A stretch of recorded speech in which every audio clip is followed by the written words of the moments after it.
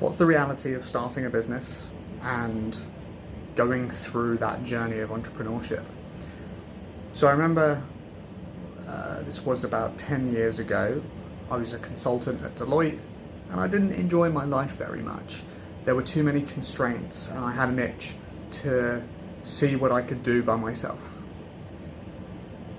And that's what entrepreneurship, I think, is it's the double-edged sword of you will win and die by the choices that you make, but it's entirely up to you.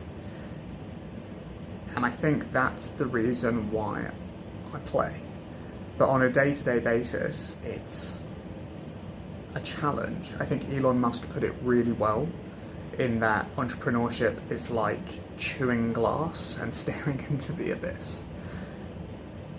It's thankless hours of work and sacrifice that other people don't see or appreciate, and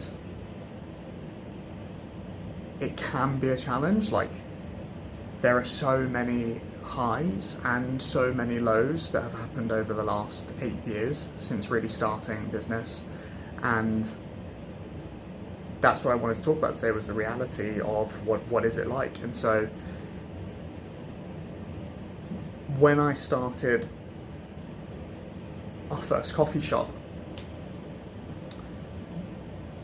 the specific vehicle of business didn't matter to me. I just wanted a place that I could share with other people, as community is so important to me.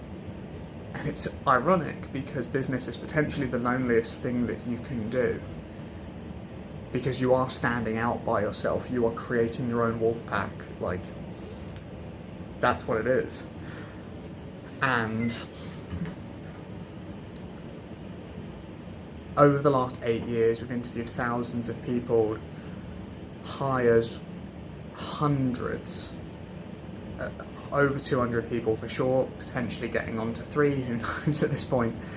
And we've changed so many lives, but right now, sat here in this room, like, I don't have anything to show for that, just stories. That being said, I've met some of my best friends through business, not through the business that I am doing, but through business as a shared experience, and that I wouldn't trade for the world. And I want to give a huge shout out to my friend Sol, who set out for an ambitious goal, and he's just hit it of bringing in over £100,000 in 1 month this month, and it was within his first 6 months of starting business that he matched his yearly corporate salary in a month. And the stories like that are incredible, and money is definitely the main reason I started business, but it's not the reason I think I will continue to play. I think that is the meeting people and being around people who have the skill and the determination to think of a question, not have the answer, go and find a solution and then enact that on the world. It's infectious to be around, for sure.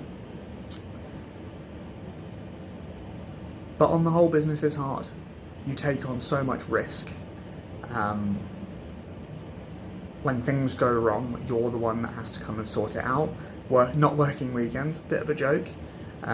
You'll pull, triple the hours you ever would working a job, and rather than people thanking you for it, you get people, send you angry emails and stuff like that, or shout at you down a phone, or you have to step up and take the blame for someone else doing something wrong. And it's not all of the time, but it takes a toll. I've definitely had some of my darkest moments throughout this journey of business, but also some of my biggest wins.